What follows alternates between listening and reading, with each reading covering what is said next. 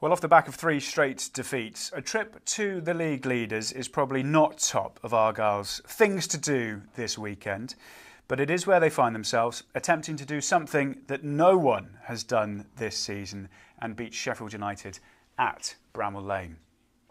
The Blades have won 10 of their 11 matches at home this season, haven't conceded a goal at home since August, and yet almost 1,500 Argyle fans have travelled in the hope of seeing something a little bit special.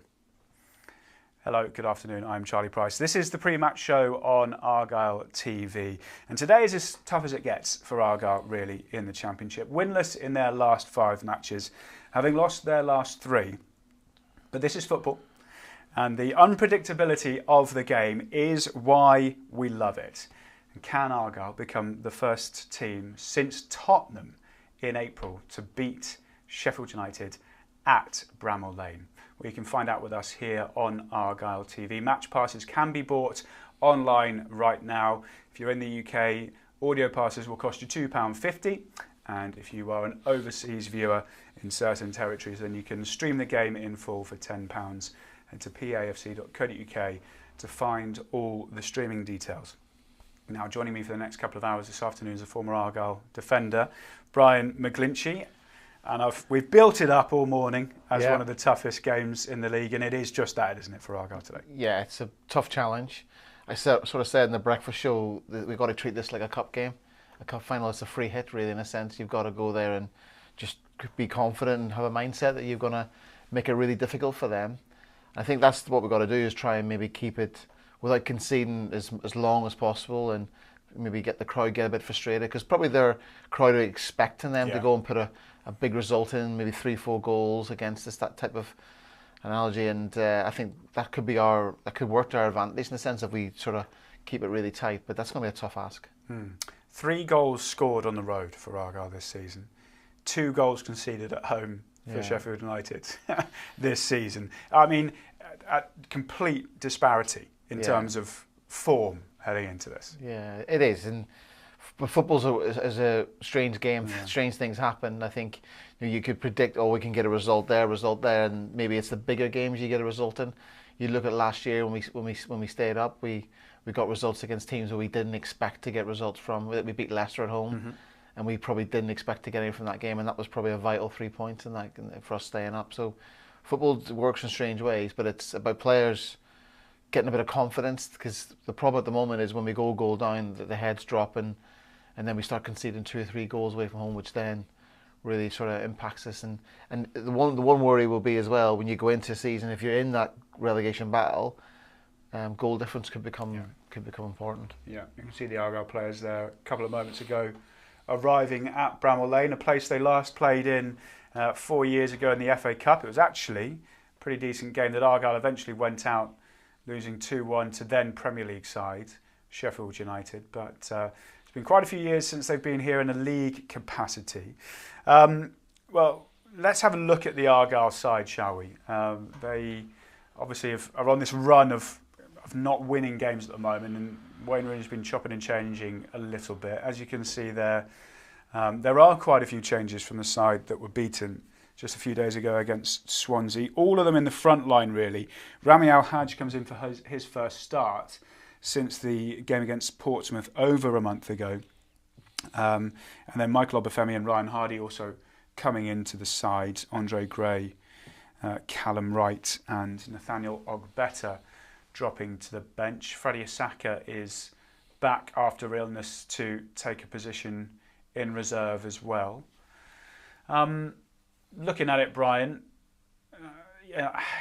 we'll show the formation now. It almost looks as if Argyle are going to go for this a little bit with those attacking players there, which is not necessarily what we've seen from them away from home in the last few matches anyway.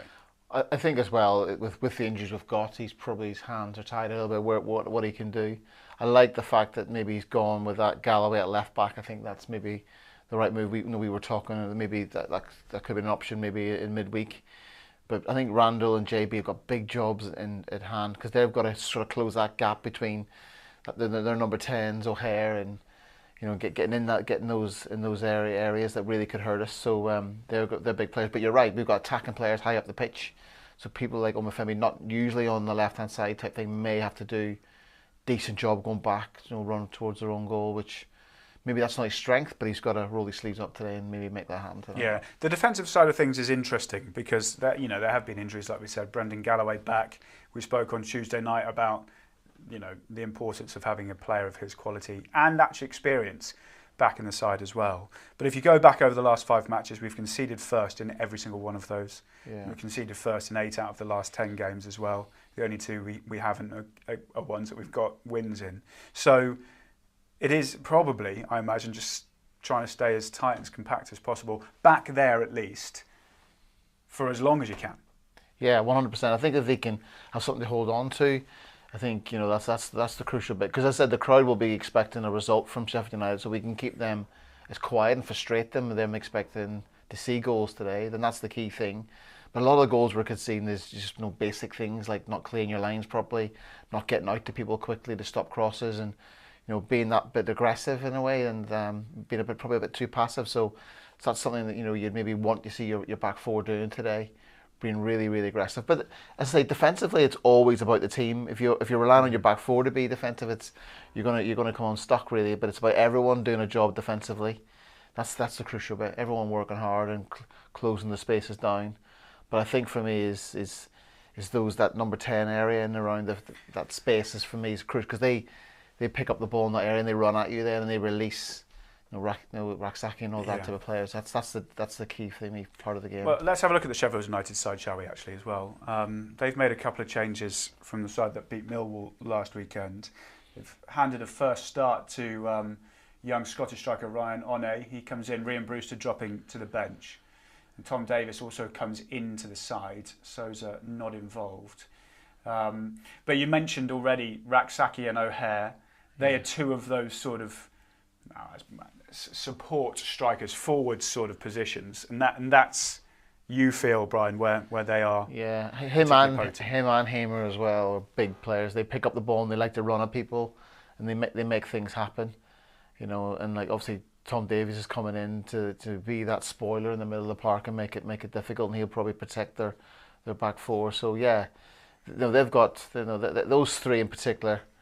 They're quality players. I've watched them a few times. Watched the game against Coventry they had, where they drew 2-2. I think they scored a great goal. It was a great goal. It was an interchanging movement with Raksaki, and he had a really good finish. So yeah, they're a top side in this division. So what are the keys then for Argyle? That Randall JB. I think so. I think if they can, because a lot of those players, such O'Hare, will want to sort of come off the front play and try and pick up that number 10 space and pick up the ball in that space, that half space.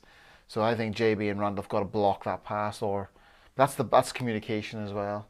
I don't expect Argyle to be high up the pitch anyway. I think they'll be quite deep for big parts of the game. So maybe that space won't be theirs, but it's probably then on the counter attack when we've got our own attack in play where they might catch us. But yeah, big work to do. Yeah, big work, potentially defensively for Michael Obafemi as well, we can see there. Now, one player that everybody has kind of been talking about in the build-up to this is the Sheffield United number 1. We know him well, Michael Cooper. He's made his move, and he's taken to the challenge of playing at a club like Sheffield United so well, Brian, hasn't he? Yeah, delighted from him. Obviously, really sad to see him go from Argyle in that perspective, but he was a brilliant servant for us, and we got some financial to help us build for the future. But you can see his career going to go from strength to strength. You can see him, if Sheffield United probably will go up this year, him being then a Premiership goalkeeper and staying there. Some of those saves there you would expect him to make. The previous one, that's a brilliant save. The penalty was a big save for them against Sunderland. But yeah, he's their manager was talking about, like, he hasn't been really busy, but when he's been called upon, he's made really big saves. And that's kind of the big tell for a really good goalkeeper, isn't it? Of course, the concentration levels when matches like that. Yeah, no, massively. Because if you're not warm or whatever, you're not making consistent saves. When you have to make a big one to save your team, that's why they've brought him in, because they feel he's got the capability, and he's definitely doing that. And I was sort of saying in the breakfast show, what I've been really impressed with the games I've watched is his distribution from his feet. It's been really good, really confident, and he's keeping the game moving for them. So yeah, he's a great player. Sad to see him go, but I'm sure he'll have a great to see his teammates, his previous teammates, and maybe we'll score against him today. Well, if we do, maybe we know his weaknesses if he has any. Well, maybe Alan Randall, if there is such a thing, was talking about that, saying I've knocked a few past him in training in the past. Yeah. So let's hope we can do the same. If we do, we'll be the first team to score against Michael Cooper at Bramall Lane this season. Wow. Which that is remarkable when you're in December, isn't it? It's a bizarre. It's not just the keeper. But It's a bizarre stat. Yeah. And I think Wilder was saying that it's a team effort, but when he's been called upon, as we said, he's made big saves for them. But yeah, that's an unbelievable record. They've been really, and they've they had points deducted in there at the start of the season, so they've had a really strong start of the season. Yeah, terrific stuff. We'll hear from Chris Wilder in just a moment, but let's head inside the Argyle camp. It's been a difficult month for Plymouth Argyle, winning just one of their last 10 matches and having conceded 10 in their last 2 away games. However, head coach Wayne Rooney is still confident that his side can turn this little patch of form around. Obviously, the results, performances haven't gone the way that you or the team would like. Can you still enjoy parts of your job, or is it just a bit of a slog when you're on a run like it is at the moment? Yeah, it's not easy to enjoy when you're losing. No. Of course, that's simple. It's what keeps you going when you're going for a run like this? The desire to get out of it. I think that's normal, and whatever you're doing, whatever sport you're in, you go through patches, and we're going through one which is tough. No denying that. But you want to show some fight and desire to get out of it, and I think we can. And of course, I've said this before, injuries don't help. To any team in this league, when you lose players, that doesn't help. But that's not an excuse. I still expect us to be picking up results and expect us to get out of it. And we're looking at arguably the best team in the world over the last few years at Man City, going through exactly the same. So when you lose some players and confidence is a little bit down, it can be tough. But we need to find ways to get out of it. And of course, we've got a difficult game Saturday. But what a platform that gives us if we get a positive result moving forward, going into the Christmas period. So yeah, it's tough, but we're there, we're fighting, we're doing everything we can to try and turn it around.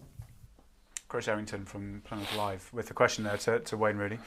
He won't have been in a position like this, Brian, too many times throughout his career. You can look at his managerial roles and say that yes, he has been in winless runs like this, but it'll be fairly new for him to try and get a side up that have lost this amount of games. He wouldn't have done it as a player.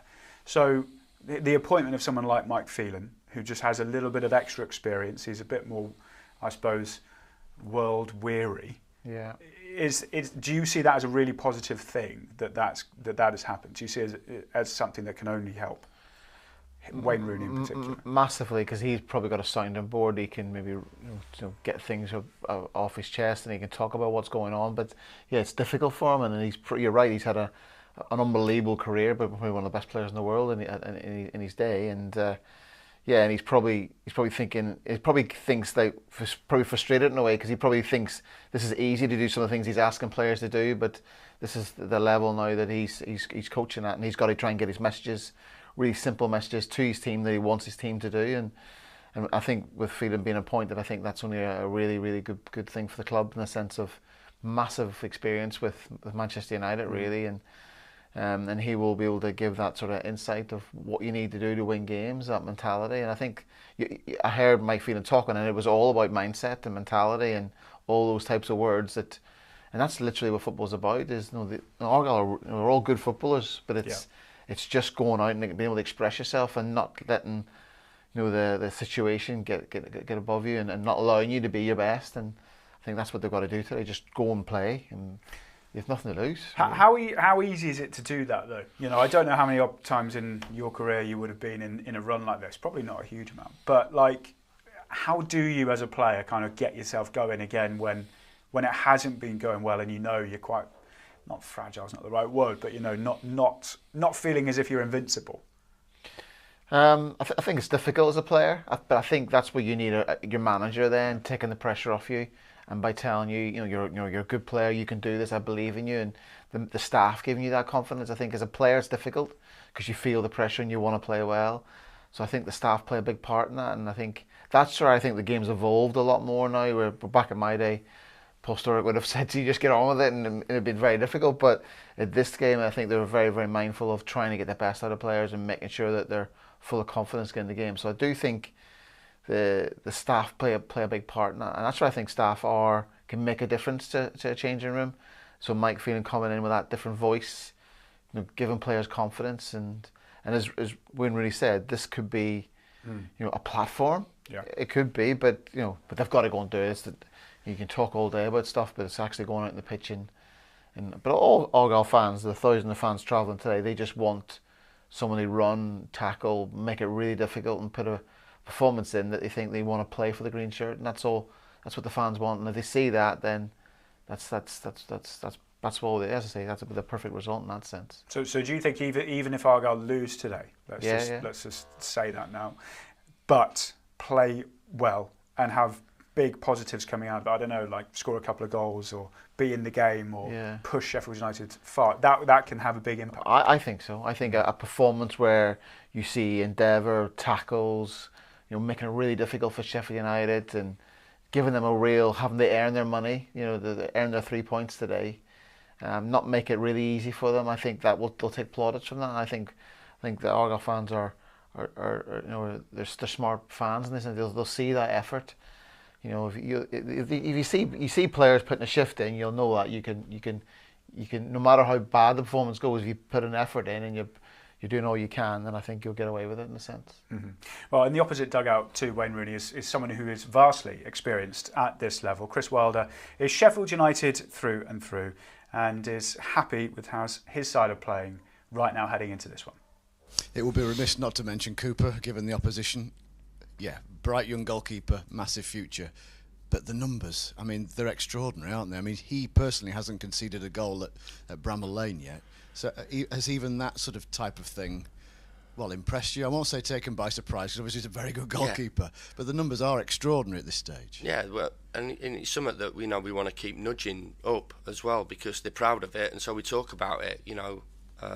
We've worked hard to get in this position. From the stats point of view, the players have worked extremely hard. Their attitude to learning as well, and attitude to work on the training ground is good. We want to protect him as much as possible, but as we said, when he has to come up with a big save, he comes up with a big save. I'm not so sure he's had to in the last 2 games, really.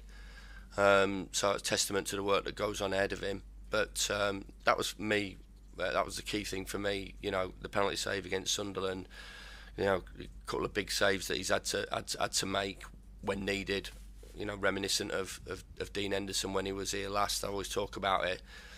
It's that big moment. We asked for a big moment from Gus or Kiefer or any of the boys at the top of the pitch, and then we asked for a big moment the other end of the pitch, and Michael's come up with that, and hence the reason that we've got those statistics in our favour.